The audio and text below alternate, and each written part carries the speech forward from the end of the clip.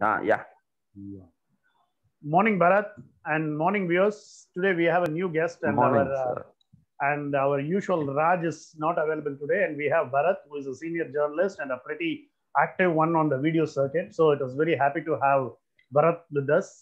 Without much ado, we'll start discussing last night's match and the possible scenarios that we have in the remaining two matches of the IPL, which is pretty interesting because we have a situation where four teams are still in contention for three places, which is pretty unique in this IPL.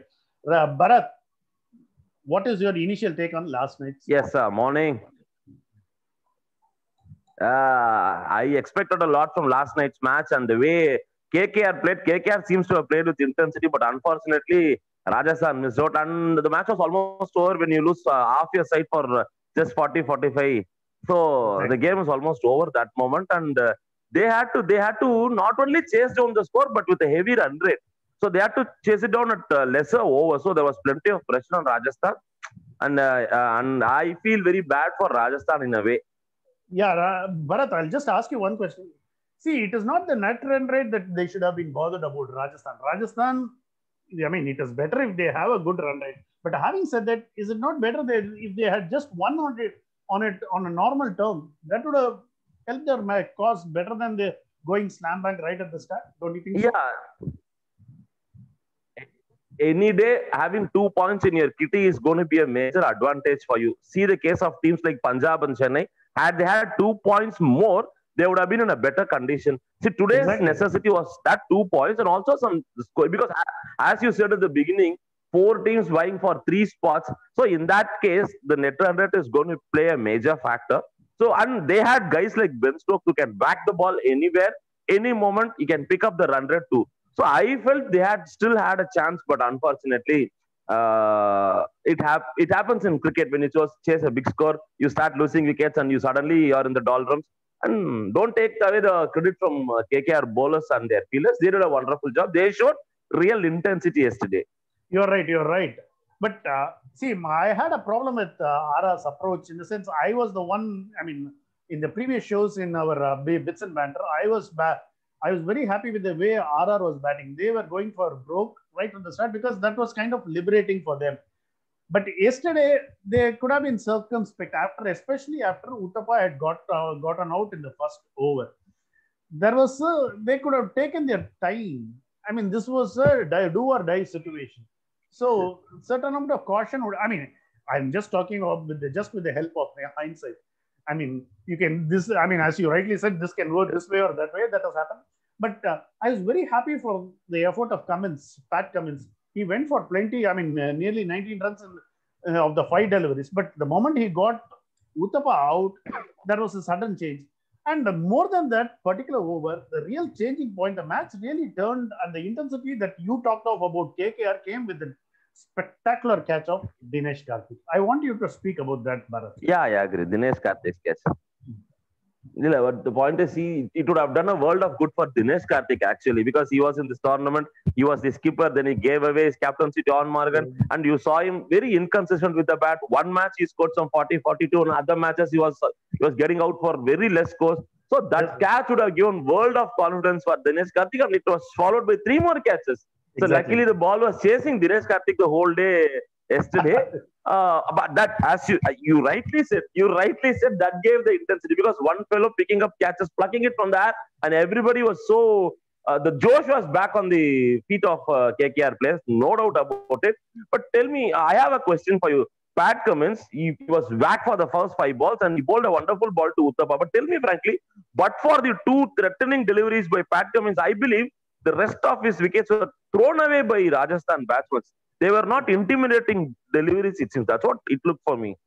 You're See, right. that's You're what it right. looked for me. But And basically, as you no, no. As you rightly said, they were going. I tell me, mean, tell me, you're telling, I was yeah, asking you the question. yeah. You rightly said that right at the start that Rajasthan was going for the runs. See, and you pointed out that when you go for such runs, sometimes on a bad day, wickets tend to crumble, and that is what happened. But you can't take that away from Cummins. But more than Cummins was impressive. I was equally happy for Mavi and Nagarkoti, Kamlesh Nagarkoti and Shivam Mavi. They were excellent.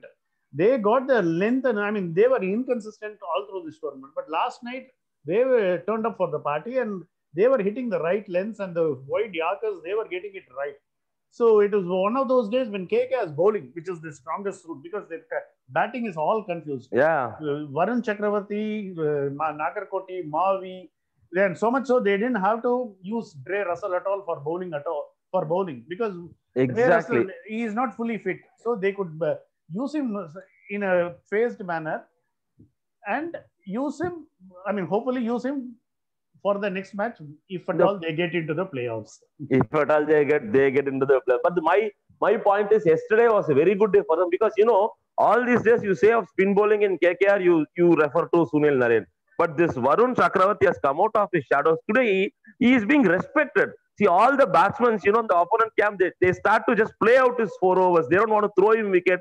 See, that kind of respect he starts to enjoy. And that too, when he's selected to Team India, people start to respect him a lot. Yesterday also, you can see 4 overs on 20 runs and he picked up a couple of wickets. See, this is what happens with Varun Chakravarti.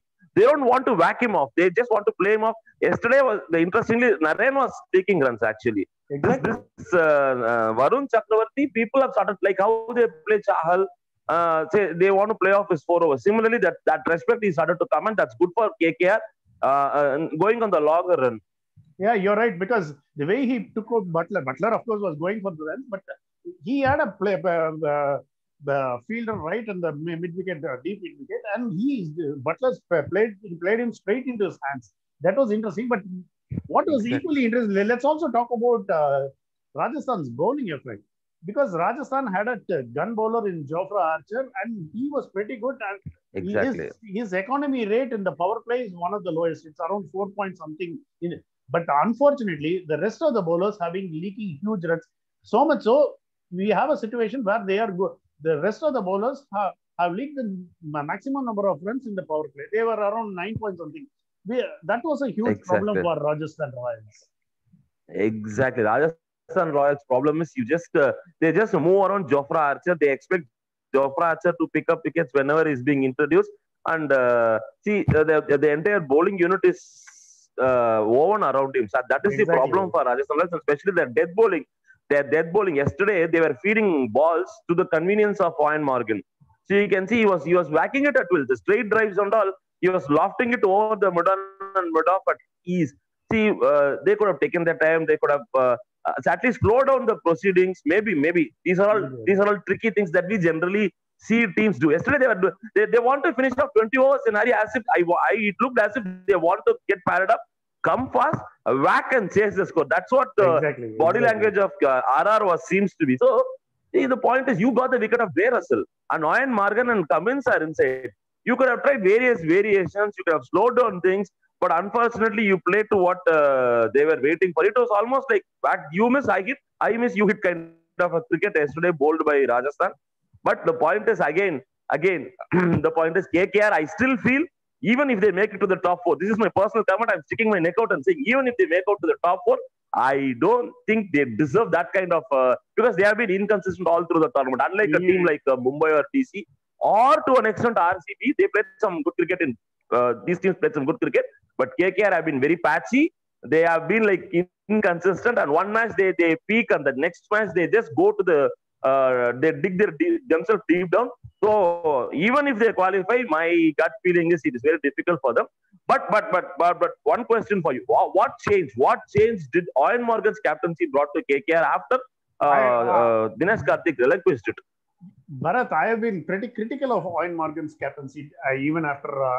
Morgan is a terrific captain for England, but this season he has allowed himself to be led by the dugout by Bas McCullum.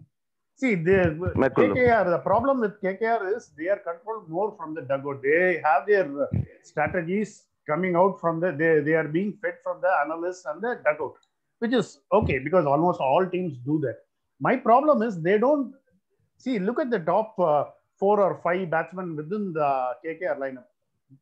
KKR has been one of the most inconsistent teams with their batting effort.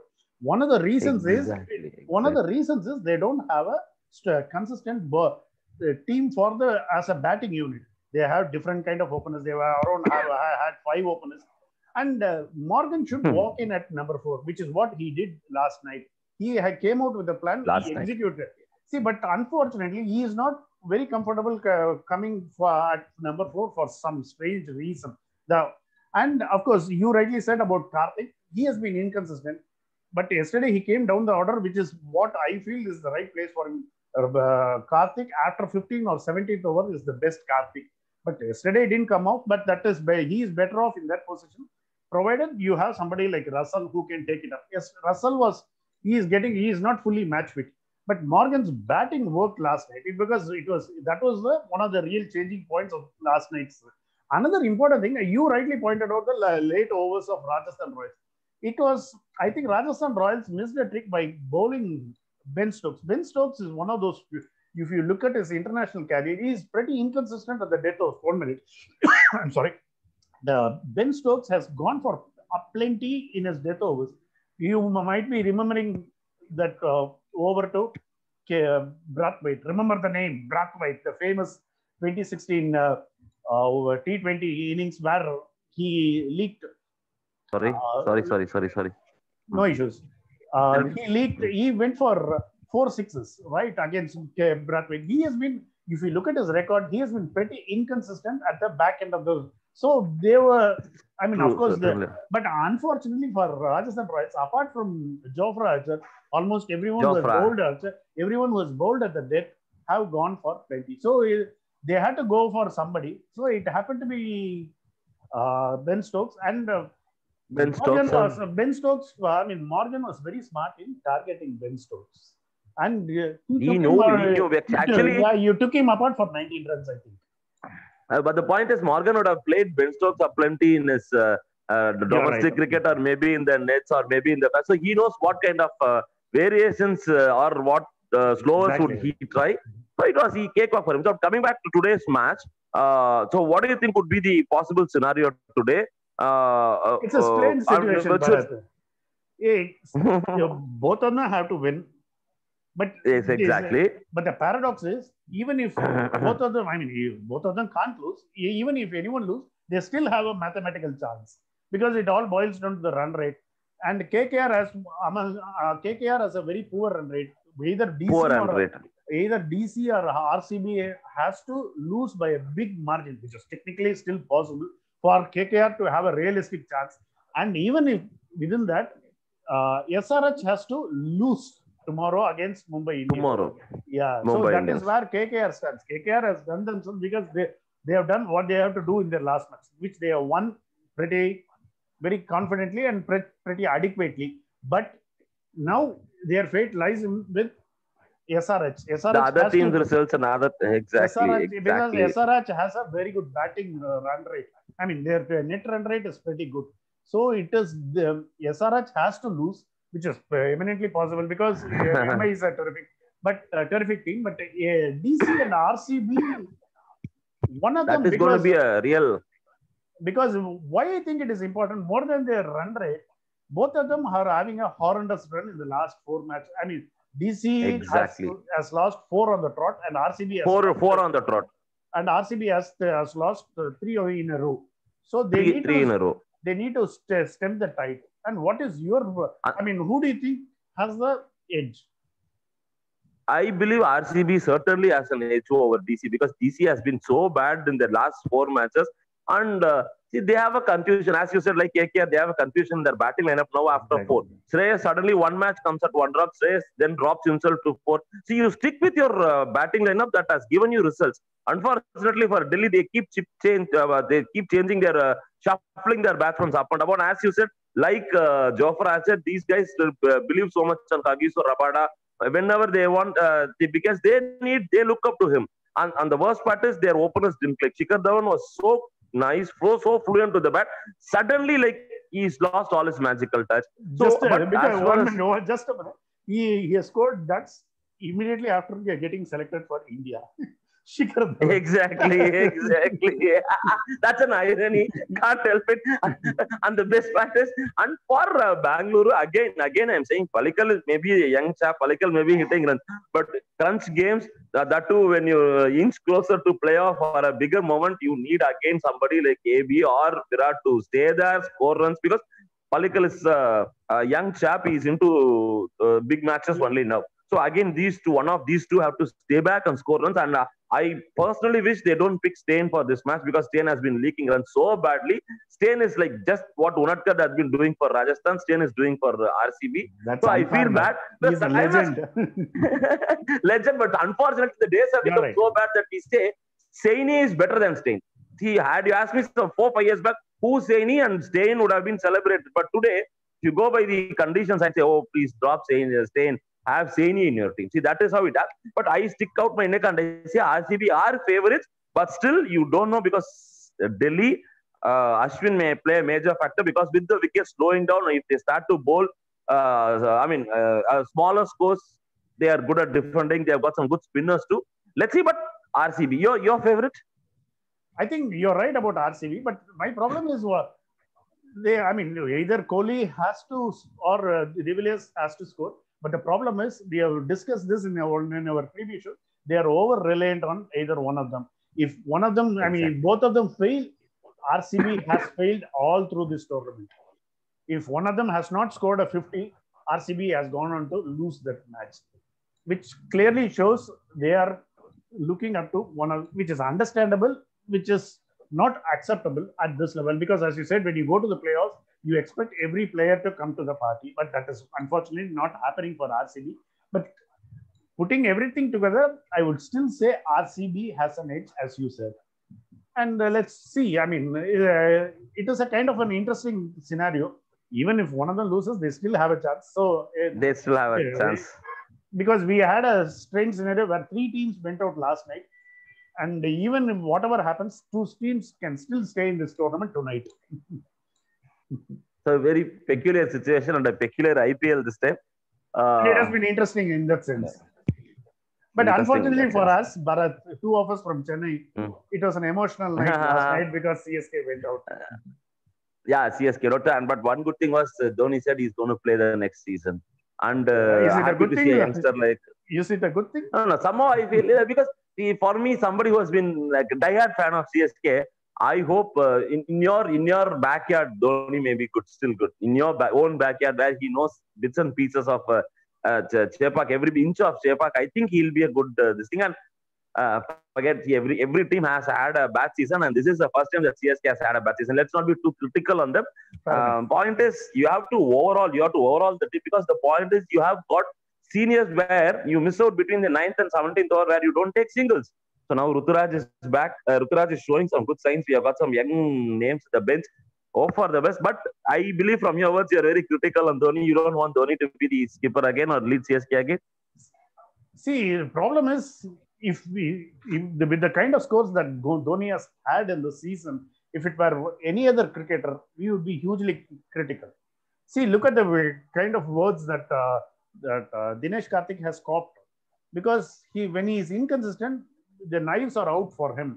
But the same knives are not out for Dhoni, because you still believe that he can deliver, because that is the kind of hope that he has. That is the kind of record he has built for himself. Fair enough. You're right. We need to be critical of Dhoni also. He is not a holy cow. See, but my point is, we can give excuses to Dhoni because, as you say, he has stacked up a wonderful record. Secondly, don't blame everything on Dhoni, because you miss out players like Raina in the squad. And thirdly, you picked up a senior squad, keeping in mind Chepauk conditions, and you suddenly throw them out of the sea, put them in Sharjah, make them run around. That is very difficult. And fifthly, again, for the first time I saw CSK.